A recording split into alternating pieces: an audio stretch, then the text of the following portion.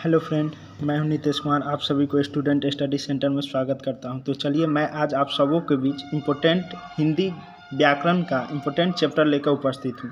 आज हम लोग पढ़ेंगे कारक के बारे में, और ये जो टॉपिक इतना इम्पोर्टेंट है, जो विद्यार्थी सीटेट स्टेट का एग्ज़ाम की तैयारी कर रहे हैं, या एसएससी जीडी के एग्ज़ाम की तैयारी कर रहे हैं, या बिहार सिविल कोर्ट के एग्ज़ाम की तैयारी कर रहे हैं, या एनी अदर कम्पिटिटिव एग्ज़ाम, वैसे कम्पिटिटिव एग्ज़ाम जिसमें हिंदी पूछे जाते हैं, या अदर एग्ज़ाम जैसे इंटर हो गए या ग्रेजुएशन में हिंदी अगर पूछे जाते हैं, तो उन सभी के लिए ये फ़ायदेमंद है। अगर आप ये वीडियो देख लेंगे तो आपका एक भी क्वेश्चन कारक से नहीं छूटेगा, ठीक है। और ये ये चैप्टर पढ़ने के बाद लास्ट में हम इससे संबंधित क्वेश्चन भी कराएंगे जो एग्ज़ाम में पूछे गए हैं, ठीक है। तो अभी तक आप हमारे चैनल को सब्सक्राइब नहीं किए तो सब्सक्राइब करें, वीडियो को लाइक करें, शेयर करें, कमेंट करना ना भूलें। तो चलिए आगे की ओर बढ़ते हैं। क्या कहा जा रहा है कि कारक के बारे में हम सबसे पहले पढ़ेंगे कि कारक होता क्या है, ठीक है। तो कारक कह रहा, कारक शब्द का अर्थ होता है क्रिया को करने वाला। क्रिया मतलब काम, ठीक है, एजलाइन। तो जब क्रिया को करने में कोई न कोई अपना भूमिका निभाता है उसे कारक कहते हैं। जब कोई क्रिया कहने का मतलब जब कोई काम को, और काम को करने में कोई न कोई अपना अहम भूमिका निभाता है, या कोई करता है, उसे क्या कहते हैं? कारक कहते हैं। कारक के जैसे उदाहरण देख लीजिए यहाँ। राम ने रावण को बांस मारा, रोहन ने पत्र लिखा, मोहन ने कुत्ते को डंडा से मारा। कोई ना कोई काम कर रहा है ना। राम खा रहा है, नितेश सर पढ़ा रहे हैं, यानी कोई ना कोई काम हो रहा है, ठीक है। तो ये हो गया कारक का उदाहरण। अब हम लोग आगे पढ़ेंगे कि कारक के भेद क्या है। इससे इम्पोर्टेंट क्वेश्चन पूछे जाते हैं, और लास्ट में हम क्वेश्चन भी कराएंगे। देखिएगा, आपसे बनेगा, वीडियो अच्छे से देखिएगा। तो उसके बाद देखिए कि कारक का भेद। तो भेद इसके कितने होते हैं? तो कारक के कितने भेद होते हैं? 8 भेद होते हैं, जो स्क्रीन पर आपको दिखाई दे रहे हैं। कारक के 8 भेद, लेकिन संस्कृत में 6 ही होते हैं। लेकिन संस्कृत में भी उपयोग में 8 लिया जाता है, ठीक है, लेकिन 6 भेद संस्कृत में होगा। लेकिन हम तो पढ़ रहे हैं हिंदी व्याकरण, तो हमें संस्कृत से अभी मतलब नहीं है, ठीक है। तो हिंदी व्याकरण में कारक के कितने भेद होते हैं? 8 भेद होते हैं। पहला कर्ता कारक, दूसरा कर्म कारक, करण कारक, संप्रदान कारक, अपादान कारक, संबंध कारक, अधिकरण कारक, संबोधन कारक। तो इसके बारे में जान लेते हैं। इसका चिन्ह क्या है, पहचान क्या है, कैसे पहचानेंगे इसका पहचान। तो पहला जो कर्ता कारक का पहचान है, कर्ता क्रिया को पूरा करने वाला, यानी ने। इसका जो पहचान है ने, या शून्य भी हो सकता है, ठीक है। कभी कभी ने चिन्ह नहीं दिया रहता है, फिर भी हम क्या उदाहरण देंगे, वो कर्ता कारक होता है, ठीक है। तो ये इसका चिन्ह शून्य भी हो सकता है, और ने, यानी शून्य मतलब कुछ, ने नहीं भी रह सकता है। तो ऐसा ज़रूरी नहीं कि चिन्ह से ही हम पहचानेंगे। कभी कभी देखते हैं कि दिखने में रहेगा कुछ और, अंदर से रहता है कुछ और। तो ऐसा ज़रूरी नहीं है। जब हमारा जो क्वेश्चन है, ऑप्शन उदाहरण है, अगर चिन्ह से नहीं पकड़ में आएगा तो परिभाषा से पकड़ेंगे। तो यहाँ देखेंगे, कर्ता का जो चिन्ह होता है शून्य और ने, और कर्म का चिन्ह होता है शून्य और को। कर्म का चिन्ह होता है शून्य और को, और कर्ता में प्रथमा विभक्ति और कर्म में द्वितीय विभक्ति का प्रयोग किया जाता है, ये भी ध्यान में रखिए। करण कारक का चिन्ह होता है से या के द्वारा, यहाँ देखिए इसमें तृतीया विभक्ति। संप्रदान कारक का को के लिए चतुर्थी विभक्ति। अपादान कारक का से पंचमी विभक्ति। संबंध का के की रा रे री गा गे गी षष्ठी विभक्ति। अधिकरण का में पै पर सप्तमी विभक्ति। और संबोधन का हे अरे अहो, ये संबोधन है। ये सब का डिफिनीशन भी देखेंगे। और लेकिन संकेत तो ध्यान में रखना जरूरी ही है, क्योंकि बिना संकेत के आप पहचानिएगा नहीं। कभी कभी संकेत नहीं देता है, तब आप कैसे पहचानिएगा? उदाहरण दे देगा, जैसे वह खाया। तो देखिए यहाँ पे चिन्ह नहीं है, तो आप कैसे पहचानिएगा कौन सी कारक है, ठीक है। इसका परिभाषा आपको जानना जरूरी होगा, क्योंकि परिभाषा से भी पहचानिएगा, ठीक है। तो आगे देखते हैं परिभाषा इसके बारे में। अब देखिए, कहिएगा कि इतना लंबा चौड़ा परिभाषा दिए हैं, तो ये समझाने का प्रयत्न है, आपको शॉर्ट में सिर्फ समझना है। देखिए कैसे कह रहा, जो वाक्य में कार्य करे उसे कर्ता कारक कहते हैं। आप डिटेल आगे पढ़ना है तो पढ़िए, ना पढ़ना तो ना पढ़िए। अर्थात वाक्य के जिस रूप में क्रिया को करने का पता चलता है उसे कर्ता कहते हैं। कर्ता कारक की विभक्ति ने होती है, यानी चिन्ह क्या है? ने। पहचान तो बहुत ज़रूरी है। अब सीधे सुमन बोल दिए, सुमन लड़का है कि लड़की है पता चल रहा है, तो लेकिन जैसे बोलेंगे कुमारी, सुमन कुमारी, तो लड़की है, और उसका चिन्ह से पता चल गया सुमन कुमार, तो लड़का है। तो इसी प्रकार, ठीक है। तो यहाँ मेन आपको जानना है, वाक्य में जो काम करे उसे कर्ता कारक कहते हैं। वाक्य में जो काम करे उसे कर्ता कारक कहते हैं। जैसे देखिए एग्जाम्पल, राम ने पत्र लिखा, हम कहाँ जा रहे हैं, मीता ने आम खाया, गीता ने आम खाया, नितेश सर ने आम खाया। ठीक है, तो इस तरह के वाक्य देगा तो कर्ता कारक, यानी वाक्य में काम कौन कर रहा है। जैसे कि नितेश सर ने आम खाया, तो आखिर खाने का काम कौन कर रहा है, तो नितेश सर, तो ये हो जाएगा कर्ता कारक। ठीक है, तो यहाँ ने इसका पहचान है, और कभी कभी ने नहीं दिया रहेगा, हम एग्जाम्पल देंगे इस तरह से, फिर भी आपको पहचानना होगा कि परिभाषा के अनुसार। कैसे परिभाषा के अनुसार, यानी वाक्य में जो काम करेगा, ठीक है, तो वो क्या हो जाएगा, कर्ता कारक। नेक्स्ट देखेंगे कर्म कारक।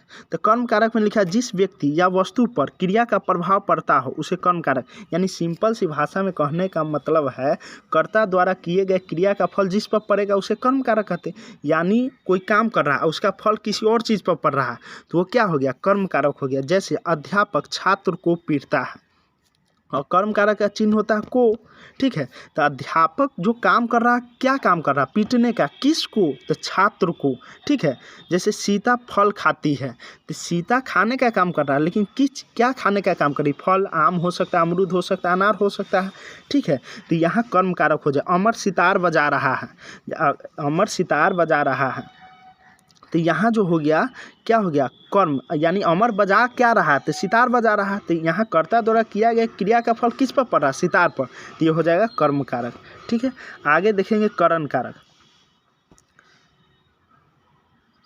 करण कारक का परिभाषा है कि जिस साधन से क्रिया होती है उसे करण कारक कहते हैं। विभक्ति से होता है या के द्वारा होता है, से या के द्वारा होता है। इसका विभक्ति भी ध्यान रखना और परिभाषा भी ध्यान रखना जरूरी, तब आपका एक भी क्वेश्चन नहीं छूटेगा।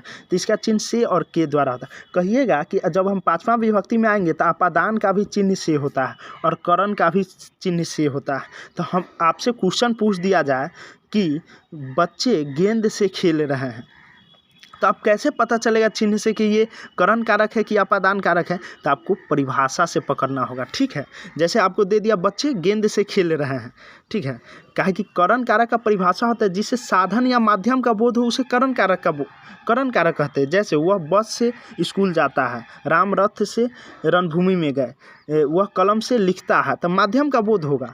ठीक है, करण कारक में। तो आप कभी अगर परिभाषा ध्यान से नहीं देखिएगा, सीधे दिया रहेगा कि बच्चे गेंद से खेल रहे हैं, चिन्ह से सिर्फ पकड़ना चाहिएगा, तो करण से और अपादान से दोनों में से का चिन्ह होता है, तब आप क्या लगाइएगा, तो आपको परिभाषा से पकड़ना होगा। क्योंकि करण कारक कहता है कि माध्यम का बोध हो और अपादान कहता है अलगाव का बोध हो। तो बच्चे गेंद से खेल रहे हैं, यहाँ माध्यम का बोध हो रहा है कि अलगाव का बोध हो रहा है, देखिए यहाँ माध्यम का बोध हो रहा है क्योंकि वो गेंद से खेल रहे हैं। और जैसे वह सांप से डरता है तो वहाँ अलगाव का बोध हो रहा है। वह घर से स्कूल जाता है, अलगाव का बोध हो रहा है, घर से स्कूल जा रहा है यानी अलग हो रहा है, सांप को देखकर अलग हो रहा है, तो वहाँ अपादान हो जाएगा। तो अब आप कन्फ्यूजन नहीं होगा, से अगर दिया गया रहेगा तो ये कन्फ्यूज मत होइए कि करण है कि अपादान, परिभाषा से पकड़ लीजिएगा। तो बच्चे गेंद से खेल रहे हैं तो माध्यम का बोध हो रहा है, करण कारक। बच्चा बोतल से दूध पीता है, राम ने रावण को बाण से मारा, यानी यहाँ माध्यम का बोध होगा। ठीक है, नेक्स्ट देखेंगे चौथा संप्रदान कारक। संप्रदान कारक का अर्थ होता है देना, यानी जिस कारक से किसी को कुछ देने का बोध हो या किसी को कुछ लेने का बोध हो या किसी के लिए कुछ करने का बोध हो, ये होता है संप्रदान कारक। और इसका चिन्ह क्या होता है, को होता है, चतुर्थी विभक्ति होता है इसमें। चौथा है तो चतुर्थी विभक्ति याद रखिए। यानी संप्रदान कारक, सुनिए यहाँ पे कि आपको इतना पूरा देखने का ज़रूरत है, अगर देख लीजिए तो और बेहतर है, लेकिन आप सिर्फ सुनिए यहाँ पे। संप्रदान कारक उसे कहते हैं जिस कारक से किसी को कुछ देने या किसी के लिए कुछ करने का बोध हो या किसी से कुछ लेने का बोध हो, उसे संप्रदान कारक कहते हैं। जैसे गरीब को खाना दो, तो देने का बोध हो रहा है, तो यहाँ संप्रदान कारक। मेरे लिए दूध लेकर आओ, तो लेने का बोध हो गया। माँ बेटे के लिए खाना बनाई, तो बेटे के लिए, तो ये हो गया संप्रदान कारक। तो आपको कन्फ्यूजन नहीं होगा। जैसे रमेश धोबी को कपड़ा दिया, तो संप्रदान कारक। वह मोहन को पुस्तक दिया, तो संप्रदान कारक। यानी देने का जहाँ बोध आ जाएगा, लेने का बोध आ जाएगा या किसी के लिए कुछ करने का बोध आ जाएगा, तो वो संप्रदान कारक। नेक्स्ट 5 नंबर देखेंगे, आपादान कारक। आपादान कारक का परिभाषा होता है कि जिस कारक से किसी वस्तु के अलग होने का बोध हो, जिस कारक से किसी वस्तु को अलग होने का बोध हो वहाँ अपादान कारक होता है। जैसे पेड़ से पत्ता गिरता है। अब आपको कन्फ्यूजन नहीं ना हो रहा? अगर एग्जाम्पल दे दिया जाए 1 नंबर, पेड़ से आम गिरा या पेड़ से पत्ता गिरा और दे दिया रहे ऑप्शन अपादान कारक और करण कारक, तो क्या लगाइएगा?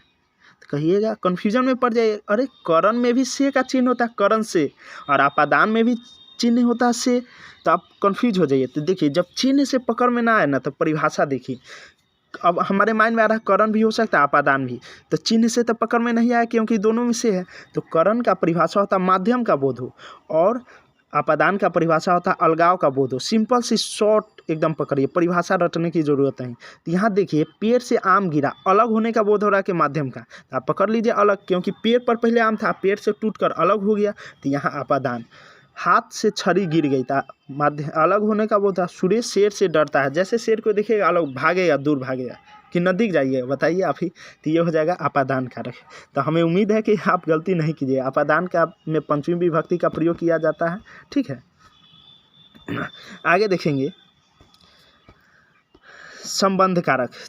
छठा संबंध कारक, यानी संबंध कारक में जिससे रिश्ता का बोध हो, संबंध का बोध हो, यानी एक दूसरे में रिलेशनशिप का बोध हो, उसे संबंध कारक कहते हैं। जिससे पता चले कि यह मेरा भाई है, बहन है, पिता है, माता है, सर है, इस तरह का। इसका चिन्ह होता है का, के, की, रा, रेडी, गा, गेगी, इस तरह का चिन्ह होगा। तो ये आपको पता चल जाएगा सेंटेंस देखते ही कि यह कौन सा कारक है, संबंध कारक है, अपादान कारक है कि कौन सी कारक है। तो देखिए, सीतापुर मोहन का गांव है, तो एक संबंध बता रहा है, यानी मोहन का गांव है। और चिन्ह से भी पकड़ते हैं कि का, के, की लगा रहेगा तो संबंध। अब परिभाषा भी बता रहा है कि संबंध का बोध होगा तो संबंध कारक। आपसे एग्जाम में ऐसे ही पूछेगा उदाहरण देकर, हम क्वेश्चन भी कराएंगे, इसके लिए घबराइए मत। सेना के जवान आ रहे हैं, तो सेना के जवान आ रहे हैं, तो संबंध बताया जा रहा है ना। यह सुरेश का भाई है, वह राम की माता है, यह नितेश सर का स्टूडेंट है। तो ये इस तरह का संबंध का बोध हो रहा है, ठीक है। तो ये हो जाएगा संबंध कारक। और वीडियो को सब्सक्राइब नहीं किए तो सब्सक्राइब जरूर करें, आप लोगों के लिए इतना मेहनत करते हैं। चलिए आगे की ओर बढ़ते हैं, आप लोगों का समय न गवाते हुए नेक्स्ट क्वेश्चन देखेंगे। 7 नंबर, अधिकरण कारक। तो अधिकरण कारक का अर्थ होता है, यानी इसका चिन्ह होगा आधार या आश्रय, यानी जिससे आधार का बोध हो। देखिए, कन्फ्यूजन कभी कभी लड़का यहाँ कर देता है, करण और अधिकरण में भी कहेगा, करण में भी माध्यम, अरे करण में माध्यम का बोध होगा, वह कलम से लिखता है, माध्यम हो गया। यहाँ आधार का बोध होगा और इसका चिन्ह होता है में, अधिकरण में, पै, पर। कभी कभी ऐसे भी पूछ देता है में चिन्ह किसके लिए प्रयुक्त होता है, तो अधिकरण के लिए। कभी कभी ऐसे भी पूछ देता है का, के, की किसके लिए था, संबंध के लिए। तो ऐसे भी ध्यान रखिएगा। तो यहाँ माध्यम, यहाँ आधार का, आश्रय का बोध होगा, तो उसे अधिकरण कारक कहते हैं। जैसे देखिए यहाँ पे हरी घर में है, तो घर में है चिन्ह से भी पकड़ा गया, और आधार का बोध वो कहाँ है, घर में है। पुस्तक मेज पर है, तो पर चिन्ह से भी पकड़ लिया अधिकरण। और पुस्तक का जो आधार क्या है, किस पर रखा हुआ है, तो मेज पर रखा हुआ। पानी में मछली है, तो आधार का बोध हो रहा है, तो ये हो जाएगा अधिकरण कारक। और 8वां नंबर देखेंगे, लास्ट इसका यहाँ क्या कह रहा है 8 नंबर, संबोधन कारक। तो संबोधन कारक में क्या होता है, संज्ञा सर्वनाम के जिस रूप से बुलाने, पुकारने का बोध हो उसे संबोधन कारक कहते हैं। जैसे पुकारने का बोध हो, चिल्लाने का बोध हो, चेतावनी देने का बोध हो, तो ये हो जाएगा संबोधन कारक। कौन सी कारक, संबोधन कारक। जैसे संबोधन कारक का चिन्ह क्या होता है, तो हे, अहो, अरे, ओ जी, ये सब ये क्या हो गया, पुकारने का बोध हो गया। ए जी, सुनो जी, ये सब ठीक है। जैसे देखिए यहाँ इसमें कैमा विभक्ति,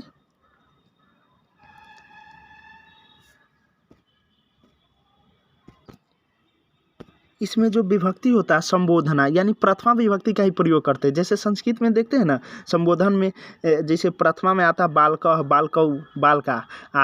संबोधन में भी आता है क्या, हे बालक, हे बालकौ, हे बालक। तो देखिए आपको प्रथमा जैसा मिल रहा है कि ना, बालक, यहाँ बस हे लग गया, बस संबोधन कर दिया, दूसरा कुछ नहीं। वहाँ हे, वहाँ बालकौ प्रथमा में, तो यहाँ हे बालकौ, तो ये इसमें प्रथमा में होता है, ठीक है। जैसे देखिए पुकारने का बोध हो, हे ईश्वर रक्षा करो, अरे बच्चों शोर मत करो। जैसे नीतीश सर आपको बोले अरे बच्चों शोर मत करो, तो ये क्या कर रहे हैं, चेतावनी दे रहे हैं। और जैसे हे राम यह क्या हो गया, यानी इस तरह का वर्ड आपको यूज किया जाए, उदाहरण में दिया जाए तो आप पकड़ सकते हैं कि ये कौन सी कारक होगा, संबोधन कारक। तो हमें उम्मीद है कि आप अच्छी तरह से समझेंगे। और तो चलिए, अगर समझे हैं तो इस तरह से क्वेश्चन देखा जाए और जवाब दीजिए। और क्वेश्चन आप देखें जरूर, तभी आपको पता लगे कि किस तरह से क्वेश्चन एग्जाम में पूछा जा रहा है।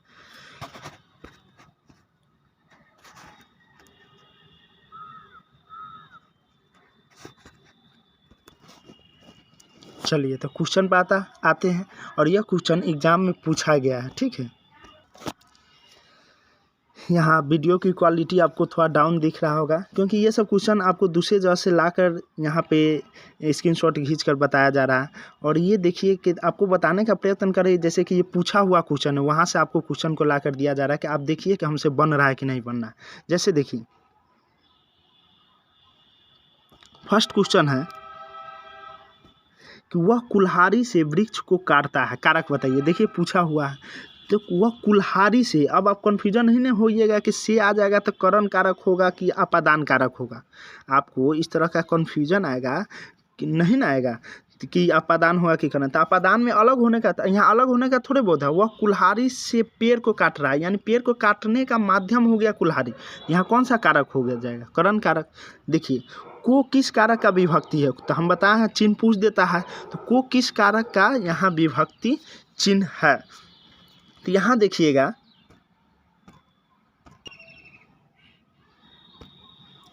तो यहाँ को का चिन्ह होता है कर्म को, ठीक है। तो यहाँ ये इसका आंसर हो जाएगा। उसके बाद देखेंगे क्वेश्चन इसका, वृक्ष पर पक्षी बैठे हैं। तो यहाँ पे आपको बताया गया कि पर चिन्ह किसका होता है, तो अधिकरण में पै पर, तो वहाँ से आप अधिकरण मार दीजिए, यानी आपको चिन्ह भी ध्यान रखना जरूरी है। उसके बाद देखिए, गरीबों को वस्त्र दो, तो यानी यहाँ देने का बात हो रहा है। अब जो को आएगा वो संप्रदान के लिए। हम बताएं संप्रदान का परिभाषा क्या है, किसी को कुछ देने या लेने या किसी के लिए कुछ करने का बोध हो। तो यहाँ क्या हो जाएगा, कौन सा कारक हो जाएगा, संप्रदान कारक, ठीक है।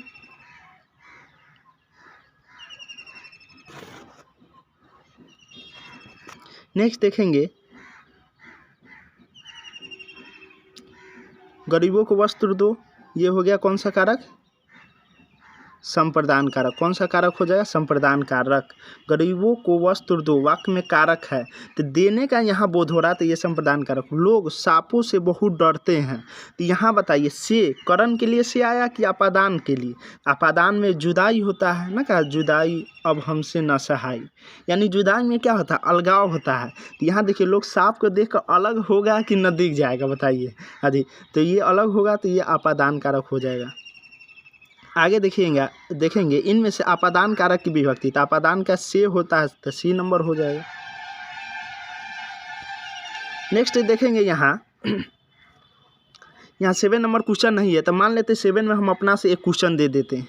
क्या दे दे क्वेश्चन, जैसे दे देते हैं राम रथ से रणभूमि जाते हैं, बताइए कौन सा कारण। 7 नंबर का, राम रथ से रणभूमि जाते, आप बताइए। तो यहाँ जो से जो हो रहा है किसके लिए, रथ से, जाने का माध्यम कौन सा है, रथ, तो यहाँ करण कारक हो जाएगा, ठीक है। वह जाएगा किस काल का उदाहरण है बताइए, जाएगा तो वर्तमान की, भूत की, भविष्य। तो जाएगा भविष्य का ना बात कर रहा था, भविष्य काल हो जाएगा। आ गया था तो भूत का हो जाता, आ गया है तो वर्तमान का हो जाता। नेक्स्ट देखिए, रमेश जयपुर से दिल्ली जा रहा, वाक्य में कौन सा कारक जयपुर से दिल्ली जा रहा है, यानी जयपुर से अलग हो रहा है, यानी जयपुर से अब दिल्ली जा रहा है, तो यहाँ अलग होने का बोध हो जा रहा है। तो यहाँ पे कौन सा कारक हो जाएगा, अपादान कारक हो जाएगा। बी नंबर आंसर इसका सही होगा। कौन सा आंसर, बी नंबर। कौन सा आंसर, बी नंबर। आपको भी पता होगा, हमको बताने का जरूरी नहीं, ये ना सोचिएगा कि हम बता रहे वही सही होगा। आपको भी जैसे क्वेश्चन आ रहा है माइंड में ध्यान आ रहा होगा कि जयपुर से दिल्ली अलग हो रहा है ना, तो ये हो गया, ठीक है, अपादान कारक। नेक्स्ट देखेंगे यहाँ पे, उत्तम पुरुष बहुवचन संबंध कारक है। उत्तम पुरुष बहुवचन संबंध कारक है। तो देखिए, प्रथम पुरुष में कौन आता है, प्रथम पुरुष में नाम जितना आ जाएगा, राम, श्याम, गीता, नितेश, ये सब जितना नाम आ गया, ठीक है। और मध्यम पुरुष में प्रथम पुरुष में ये भी आता है, वे लोग, वे दोनों, वे सब, ये सब आ जाएगा। मध्यम पुरुष में आ जाएगा तुम दोनों, आप लोग, ये सब आ जाएगा। और उत्तम पुरुष में आ जाएगा मैं, हम लोग, हम दोनों, मैं दोनों, ये सब बात आ जाएगा। तो यहाँ देखिए मेरा हो जाएगा, क्या हो जाएगा, उत्तम पुरुष बहुवचन मेरा।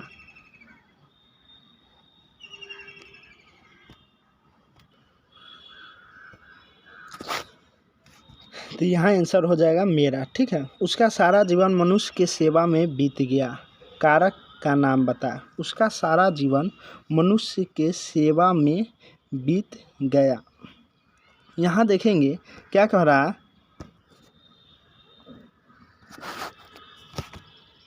उसका सारा जीवन मनुष्य की सेवा में बीत गया। तो यानी कहने का मतलब जो हो गया यहाँ पे कि यहाँ पे अधिकरण का तो चिन्ह है नहीं मेरे पेपर। आज देखिएगा उसका जो सारा जीवन मनुष्य की सेवा में, एक संबंध बता रहा, सेवा में उसका जीवन, तो यहाँ हो जाएगा संबंध कारक, ठीक है।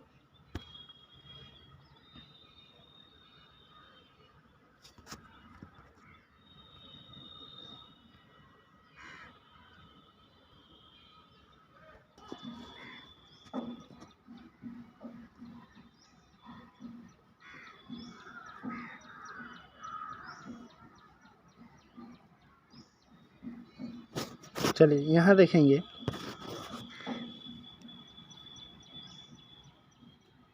कारक के कितने भेद हैं। तो कारक के कितने भेद हैं, 8 भेद हैं। किस वाक्य में अपादान कारक है। तो यहाँ देखेंगे राम ने रावण को तीर से मारा, यहाँ तीर से मारा तो माध्यम का बोध हो रहा, तो ये तो करण हो जाएगा, ये तो अपादान होगा नहीं। मोहन से अब सहा नहीं जाता, से यहाँ तो अपादान है नहीं, काहे कि अब सहा नहीं जाता, काहे कि अपादान में अलग होने का न बोध होता है। हिमालय से गंगा निकलती है, यानी हिमालय से गंगा निकलती है, तो हिमालय से गंगा क्या हो रही, अलग हो रही, निकल रही, तो यहाँ हो जाएगा अपादान कारक, ठीक है। यहाँ देखेंगे मेरे घर से आपका घर 5 किलोमीटर दूर है, इस वाक्य में घर में कौन सा कारक है। तो यहाँ मेरे घर से आपका घर 5 किलोमीटर दूर है, तो यहाँ क्या बताया जा रहा है, दूरी का बात हो रहा ना, तो अपादान कारक हो जाएगा, अलग होने का। रामा पर बहुत कर्ज है, तो अधिकरण में पर, तो अधिकरण कारक आपको पता ही है। नेक्स्ट देखेंगे यहाँ पर वृक्ष से पत्ते गिरते हैं या पेड़ से पत्ते गिरते हैं, तो पत्ता अलग न हो रहा, तो अलगाव का बोध, तो यहाँ से किसके लिए हो जाएगा, अपादान कारक के लिए, तो सी नंबर आंसर हो जाएगा, ठीक है। नेक्स्ट देखेंगे गीता को तेज बुखार है, गीता को क्या है, तेज बुखार है, रेखांकित में कारक को बताने के लिए, तो को यहाँ लगा हुआ है, तो कौन सा कारक हो जाएगा, कर्म कारक हो जाएगा, ठीक है। नेक्स्ट देखें वह घर से बाहर गया, तब बाहर जाने का बोध हो रहा है ना, अलग होने का बोध हो रहा था, अपादान कारक हो जाएगा। वह अपने वर्ग में सबसे तेज है, वह अपने वर्ग में क्या है, सबसे तेज है, तो में का चिन्ह लगा हुआ तो अधिकरण हो जाएगा। बिल्ली छत से कूद पड़ो, यानी बिल्ली जो है छत से कूद पड़ो, यानी परी, या कहेगा कोई जो छत से कूद रहा है, तो कूद रहा है, तो जैसे कूदेगा तो छत से अलग ना होगा, तो अलगाव का बोध हो जाएगा। तो अलगाव का बोध होगा तो कौन कारक, आपको तो पता ही है, कितना बार बता दिया, अपादान कारक। तो वीडियो आपको अच्छा लगा हो तो फिर मिलेंगे नेक्स्ट वीडियो में, और सब्सक्राइब करें चैनल को, वीडियो को लाइक करें, शेयर करें, कमेंट करना ना भूलें। फिर मिलेंगे नेक्स्ट वीडियो में। जय हिंद, जय भारत।